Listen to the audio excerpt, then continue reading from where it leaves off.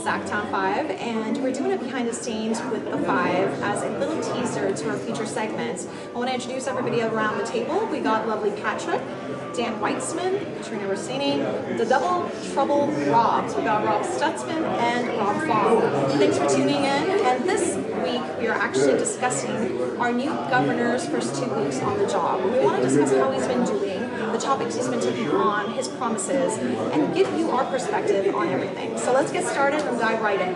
So I'd like to start on PG&E. That's been a really hot issue, really hot one, a lot of controversy around it.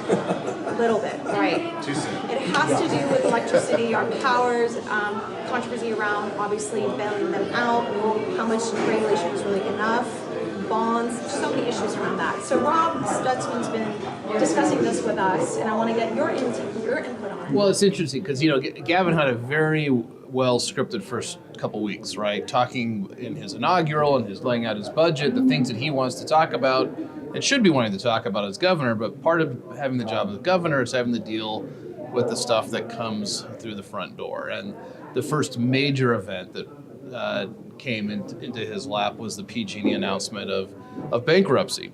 And so he now is going to have to deal with this year, and I think this town, particularly the legislature, is waiting to see what he wants to propose to do, if anything.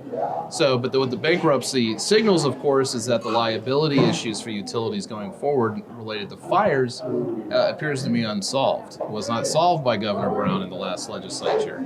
So this would be a big major issue that could be defining for him. Give him a lot of credit. He came right out that night, spoke to the press, and he was there to reassure people that what this means is that your utility will still operate. The lights are going to stay on. That's an important thing for people to hear from the governor. But it also may become, believe it or not, a challenge for him to keep his word on that as the months, if not years, go by trying to deal with this issue and what the long-term fallout could be. So just a good reminder, no matter how good the inaugural can go, there's always going to be these real turds in the punch bowl when you're governor that you have to deal with rather quickly. Especially when you're in California, there's so many different types of natural disasters that do pop up left and right. I mean, it wasn't that long ago we had the fires in the Sonoma area, and has former Governor Brown in his actual law that people are saying are protecting utilities from going belly up. How fair is that? Well, you got, I think what Governor Brown tried to do is at least get partway towards looking at how are we going to hold the utilities accountable for having plans to make sure they're doing everything possible to mitigate the risk, keeping trees off lines, for instance, right? And being accountable to the PUC for that. But also, who's going to be responsible for this liability if it happens year after year after year? And the way liability works in this state is that if I go drive home tonight and run into a pole, knock it over, and it starts a fire, the utility's liable. So does that standard need to be changed? This is what they were trying to get at last year. And then who's going to pay for it? Is it going to be taxpayers? Is it going to be ratepayers? Is it going to be shareholders? Well, right now the PG&E shareholders don't own a whole lot because the stock's in the tank. And ultimately, we all end up paying for this in one way or another, whether it's increased taxes, higher utility rates, or increased insurance premiums. It's just going to be a matter of how does the government want to be involved in assigning out those costs. But these fires don't happen for free. Right, but Rob, is it really fair if, recently one of the news coverage that I looked at, court or judge was commenting on the fact that they believe that that PG&E's actual equipment failed, which would cause these fires, and potentially, and if that's the case, this law again allows for pass-through of those liabilities to the actual customers. Like, a lot of folks are commenting on the fact that how is that still fair? If their equipment was not maintained correctly, they were not on top of it, how do I, as the customer, have to end up still paying for they were saying $1 billion in liabilities, $5 tapped on to my bill? Because you pay for the cost of your utility. You buy electricity from them. And if part of their cost is increased liability, someone has to pay for that. So you're going to pay for it in higher rates. So like you could drive a Ford. Ford could have a huge liability judgment against them, and the price of their cars might go up. In that market, you get the shop. In utility market, you don't. Right. So it's it's really not necessarily about fairness. It's a matter of about what's it going to take to keep the lights on. But I also think that the law you're referring to has a reasonableness standard in it. It's not just a blank check pass through. I think you need to check the reporter on that. But the bigger issue, I think, is what Rob alluded to. Whether it's PG&E, could be public like SMUD, could be any utility up and down the state. With every season being the most historic wildfire season we've ever had going forward, whether you believe in global warming or not, we have a different environment for this. And we're the only state in the union out of 50 that has inverse condemnation laws that make the utilities absolutely liable whether they did anything wrong or not. So, to me, this situation, as horrible and as tragic as it is, sort of highlights the need for fixing that law. I mean, we're the only state that has that. Well, the legislators are speaking up about this and saying that we got to make these victims and fire victims whole first and foremost, Right. before we look at giving anybody rent shareholders or. But the victims are whole if they have insurance. They're insured. This is really about keeping the insurance companies whole, which is a legitimate issue because if they're not, they can't insure people in the future, right? Because they can't take on this much risk. So it's really all about the system. But the whole notion that somehow people are not going to have their homes rebuilt, that's only the case if they didn't have insurance. Right. And if they didn't have insurance, how responsible is that? Trust me, the legislature is going to have their say on this. Right. And they're going to put their stamp on this. They're excited about this new governor, and they want to make sure that he's a true partner in all this. So there'll be lots and lots up and down. Some of the interesting conversation actually coming out of the legislature that I'm hearing is exactly what you were alluding to earlier, is the fact that maybe we remove the G, the gas from PG&E, and siphon that off to publicly owned utilities as opposed to investor-owned. So some of these legislative sort of, solutions are already starting to trickle out. Whether or not they pan out all the way through will be interesting to see. Yeah. It's going to have to be a big Getting more idea. creative. We need a Yeah. big say. So is Governor Newsom actually saying anything or taking a stance? So far, I haven't really heard much. Well, he hasn't said much. Again, like I said earlier, I give him credit for immediately coming out and reassuring people that the lights are going to stay on. But no, he's going to have more to say, propose about this down the road, which is but it's not what he wants to be talking about right now. He's got his rollout going on, but he's going to have to come back to PG&E. That's being governor. It's being governor. You got to take it all on, good and bad. So that topic on PG&E leads me to the next one, which has to do with actually homelessness, affordable housing, staying on the housing topic here. What's going on in that space? Obviously, those are big components of our governor's platform. He spoke about the budget just very recently. And where are we with that? And what's his stance? And what do you think is going to happen? I think Governor Newsom has really come out with a bold plan to address the housing crisis and homelessness in the state of California. I think he talked about that a lot during his campaign. And if you look at his initial budget document, he certainly made good on those being priorities. Some interesting facts, right? California has the second lowest home ownership rate in the United States, second lowest. Of all the homeless people in the United States, 1/5 of them live in California. So we are not doing well as a state in terms of home ownership, middle class, homelessness. And so when you look at his proposed budget, he's putting about $2 billion towards those issues. He is trying to not only spur affordable housing, but also middle class housing. And then I think some of the other things that he's alluded to is having these pots of one-time money to encourage cities to do the right thing, to really create some affordable housing instead of just studying it forever. But he's also suggested that if you're not hitting your targets, it could cost you money as a city or a local. And that's the influence of our current mayor, Darryl Steinberg. When the governor made that speech at the swearing in, Darryl was the first one to stand up. I mean, this is the vision that our mayor has talked about on homeless issues. And so it's very exciting. It shows the influence of our local mayor on the governor. Well, this is Sacramento. We're looking at homelessness being such a profound issue in California statewide, not just in Sacramento, Los Angeles, San Francisco. These are all cities that are getting impacted directly, and the numbers and statistics are showing that they've just been climbing. With all the money, with the proposition money, with all the different monies, even the, the proposition where we were waiting Prop 2, with even that passing, at the end of the day, is money the problem here?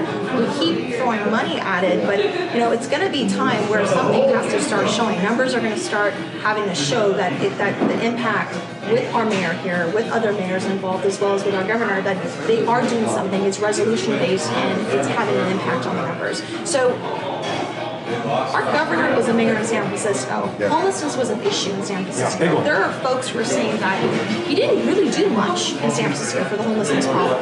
Do you think that's going to carry forward here in California, here in Sacramento as well as statewide? Or do you think he's learned his lesson from San Francisco? I think he's learned his lesson, and I think he realizes this crisis is beyond anything you could ever dream of. I mean, it is amazing to travel in San Francisco or Los Angeles, let alone Sacramento.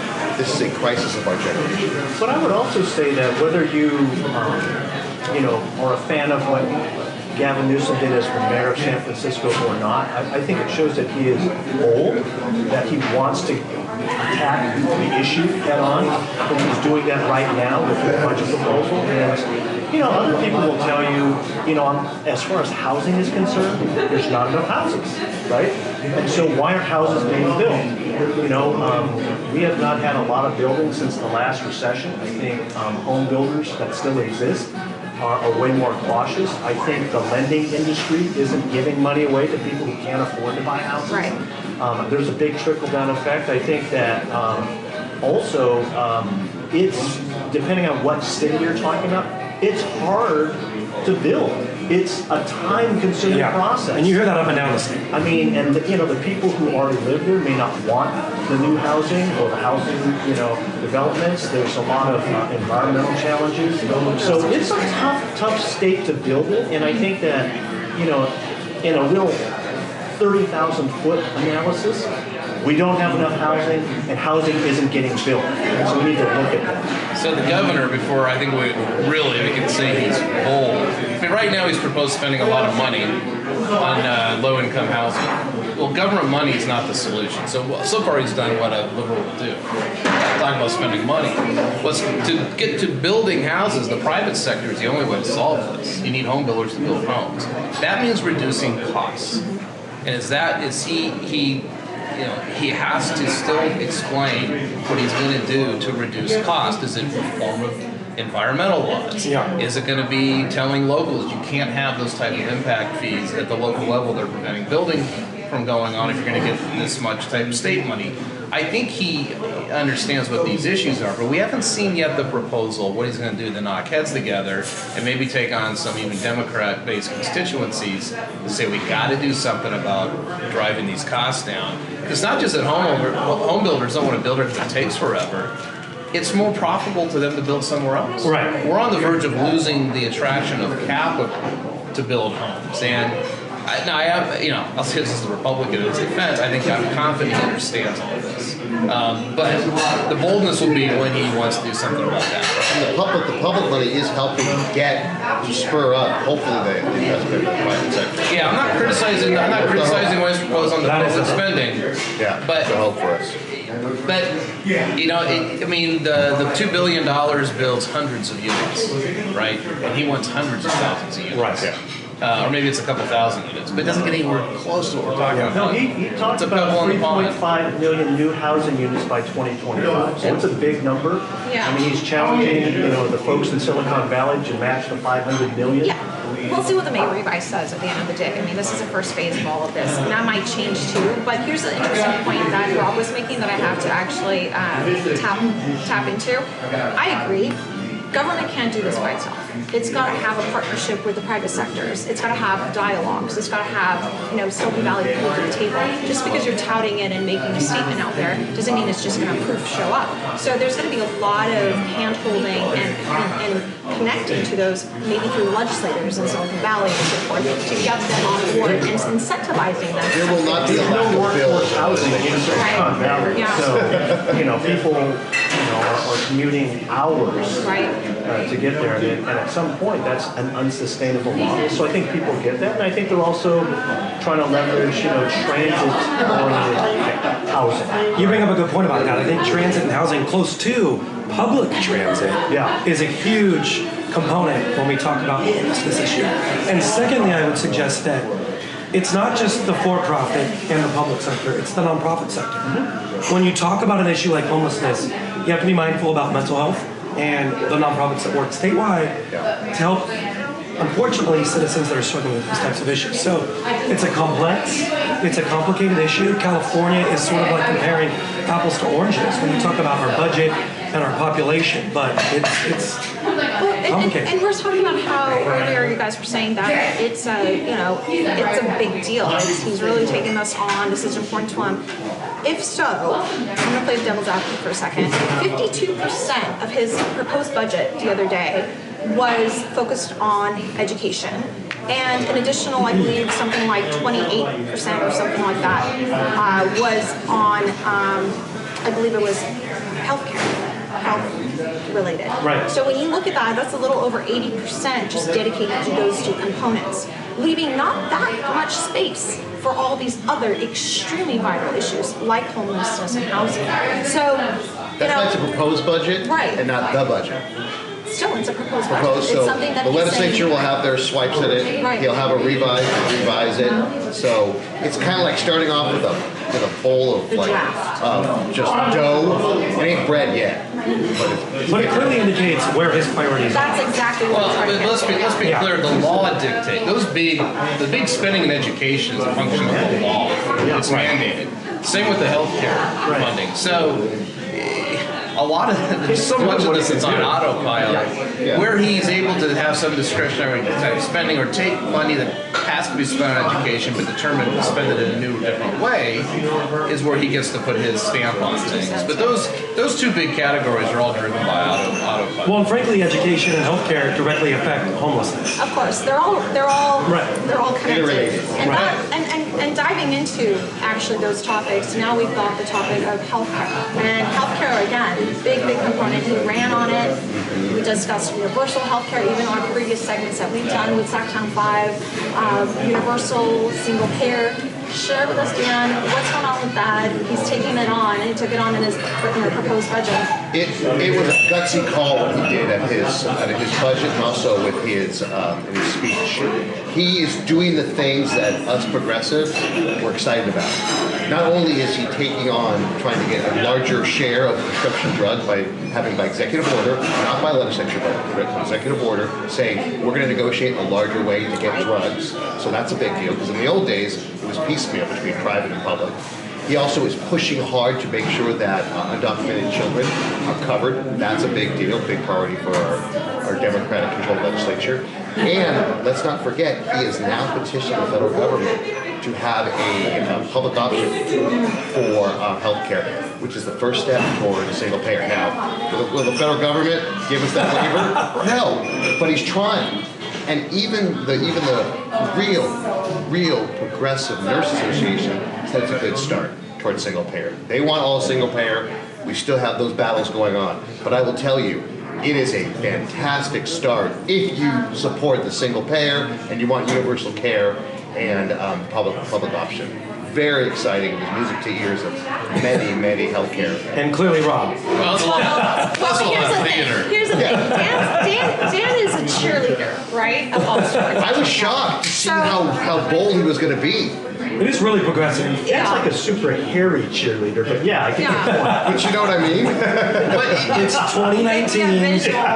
You gave a visual. There's very little risk in asking the Trump administration to grant a waiver that you know he's not going to grant, and therefore you can't. Is he still the it. president? But with Well, maybe by the time this airs, no. the new insurance commissioner, Ricardo Lara, who's someone who was a co-author of AB 562, we're moving toward the direction, and it's big.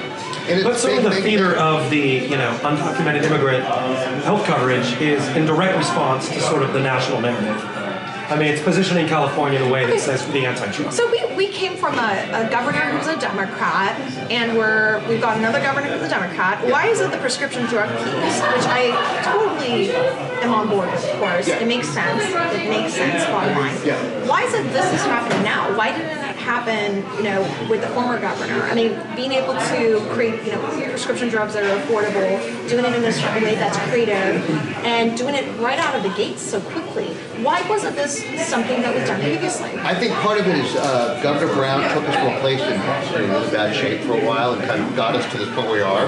I think also Gavin's core is just he believes in this. And he's a generational change. And I think possibly, I don't know if it's for a fact, but maybe Jerry knew this was coming and he allowed Gavin to make this announcement. Look, hold on a second. I know you're Well, it's not clear this is going to work. It's part of the answer, but go ahead. Well, Executive order, that's pretty exciting. I have to disagree with you. I have to disagree with you. I mean, that's again another cheerleader move. No offense on your part, but I'm a Democrat. yes, and it doesn't matter. My point, even your clients in this case, so I got it. But my point is, he did push a lot of bills towards the end, and one of his comments, as Governor Brown was exiting, was what? Remember, healthcare is important to me. Do you remember that one of the comments he made in his speeches that he's gotten older, he's going to be paying close attention. So if that's the case, why is this type of thing not really even? What wasn't even something that people? I can't speak for the past governor. I can only speak for the governor, the current governor. And we're talking about the current governors. And he's excited. Yeah. But Right? it's too much excitement coming right out of the floodgates of smart. I love it. And all the hype. There's obviously a lot of hype and excitement about the executive order on prescription drugs. It's not clear it's going to do anything. You're taking the negotiation away from a larger pool, a more market power in the private plans that have Medi-Cal patients, and putting it into a smaller pool, which is the state. It's not clear that's going to work, and I'll quote a Democrat doctor from the legislature, Dr. Arambula, who said, it might work, it might not. It might be a mistake, to paraphrase him. So we don't know. Maybe it's fine to have it tried. But some idea that he's cured prescription prices with his executive order is actually I don't think an expectation that he would even really want This to is sell. government. There's no cure here. Yeah. The question is, what does Dutch use? That's the bigger question. Because So- Dutch, The star of the inaugural. star of the inaugural. Right. So that leads us to the final concluding topic of the night, which we're talking about education. That got brought up earlier again. 52% of the budget that was proposed about a week and a half ago now by our new Governor Gavin Newsom has to do with education. And he touched on that for some time in his speech, and he went down. It was from pre-K almost basically, right? And all the way through college. All the way up through higher ed. Undocumented or immigrants mentioned in there. Yep. There's so much content and so much meat there. Thoughts on that? What's new? What are we seeing? Well, I think it's in sort of space? similar to the healthcare discussion and the housing discussion is that he's not afraid. My big takeaway from reading the proposed budget anyway was that more so than Brown, he's not afraid to ask for big program changes. And so one of the big things that I noticed was he was asking to allocate over $2 billion for early childhood and pre-kindergarten programs, which is something that's brand new. That's something that Brown did not ask for, that I know would help a lot of single-parent homes or lower socioeconomic homes. Right. For community colleges, he's asked to allocate funding for a free second year. Right, it's amazing. So that is amazing. As a former community big college deal. student, I think Wondering if I can that's get a big deal. refunded from my son's just getting out of But it. that's 6 years, 2 years. Yeah, we'll put the second year up to 6. Yeah, 2 of 6. But, outside of sort of sweeping general changes, he's really prioritized, based on this initial budget anyway, paying down some of the STRS, the state teacher retirement system debt, so that local districts can allocate more funding independently, which I think is something that all the school districts throughout the state would be big champions. So, Except for Sac City Unified, they're flush. Tell us So they've been flushed? They flush. but again, you see sort of what he's prioritized to do or mandated to do by law. But again, within those confines, making sort of sweeping changes, again, all the way down from pre-kindergarten to the community colleges. Special education. Special education. Well, Exactly. and look, and CSU and UC. I mean, Right. Brown had a very adversarial relationship with the two systems. Yeah. And a lot of things I think he was right about. Yeah. There's a question of accountability for those systems. But Newsom comes off 10 years of being on both those boards as a governor, referred to those systems as weak in his budget. And that's a big departure from Jerry Brown's been. And he gave him more money, and so it didn't stop at community college, right? It's all the way through the CSU UC systems. It's really sad. And he's not mandated to do that. It's really sad how hard it is to get into CSU right now. I mean, Or you 30,000 students applied to go to San Diego State University this year. There's not enough slots for that. California kids aren't given the opportunity, and it's really, really unfortunate how we've kind of been neglected. In fairness, though, because my son's going through this, they all want to go to San Diego State. There are plenty of other CSUs Chico that State aren't as too. impacted. Sacramento State's impacted. I heard. Yeah. Well, I couldn't get into Sac State right now. well, that's other issues. Couldn't get into lifetime either. But also, You need to work on your essay. Honestly, I've seen it. I mean, so Gavin, our governor, also mentioned the fact that there are a lot of people who are getting very close to graduating but then dropped out of it. And he wants to grab that market as well to be able to make sure that they finish. Now, here's the thing. Finish early. Right, finish, period. 4 years. Right.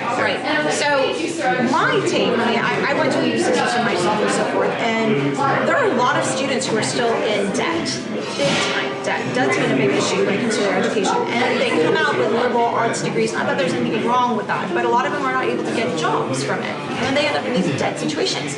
So I'm gonna play the devil's advocate. That's great, funding, send people to school and so forth, and the fact that, you know, there are new creative ways of getting people to want to go there.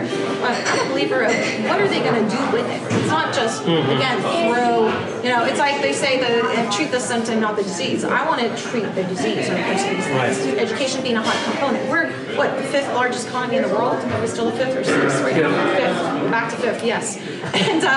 And you know, our public school system is one of the ones that suffers the most, and it's the one that's behind. You know, how is that even the case with all this money that we're constantly hearing and budgeting towards education? I mean, I remember I worked for Governor Gray Davis, I worked for Governor Schwarzenegger, I worked for other governors in the past, and you know, there was always general funds going into education and public school systems. By law. Look at us, right, by law. And look at us right now. I mean, what is different? What is our governor going to do that's going to actually have a direct impact? What is the true resolution other than just money? So that's going to be something I want to watch closely and continue to have a dialogue. The solution is money.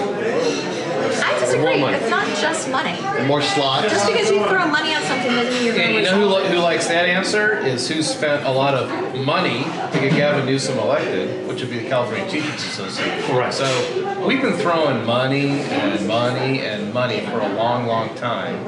There's a thing called charter schools, which have become Who, increasingly by the way, popular. hugely backed of Villa Ragosa. They did. So They weren't a complete immigrant. that's absolutely right. Charter schools very popular in a lot of Democratic constituencies and communities, and there's this tension I think that's going to manifest itself Absolutely. as it did in June when we had a proxy fight, Right. teachers union versus charters, Right. between Villa Ragosa and Newsom.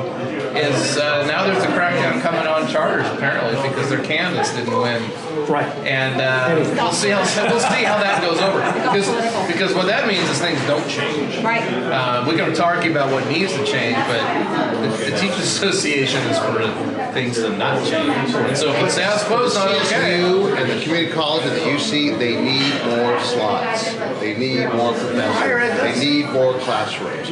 We have to take these kids and put them to a place. A degree, a 4-year degree, will always be better than a 4-year degree. My wife is brilliant, smart, and a businesswoman. She has a degree in kinesiology. It's a degree. But I would take issue with what you just said because I think there is still a bias that everyone needs to go and get a 4-year degree. I think that's not true. Yeah. I think But that's CSU is not a 4-year degree. It's CSU is a 4-year degree. CSU is, but community colleges But I'm are saying community All I'm colleges. saying is, Right. what I'm saying is, there are a lot of kids who their talents are elsewhere. Right, technical. We are not preparing our workforce correctly, right? And so we need to look at that. You talked about debt in higher education. One of the big fictions is your life will be magical if you get that degree. We've got a lot of kids coming back home saddled with debt or living with their parents. Right. So that's one thing. The other thing that's crazy about education, I'm old enough to be able to say this. When Prop 13 passed in 1978 or around, it changed the way schools got funded. And I can tell you as a product of public education here in Sacramento, I got out right before that. We had fabulous educations, right? We were well prepared for whatever it is we want to do, so things changed radically around the funding model.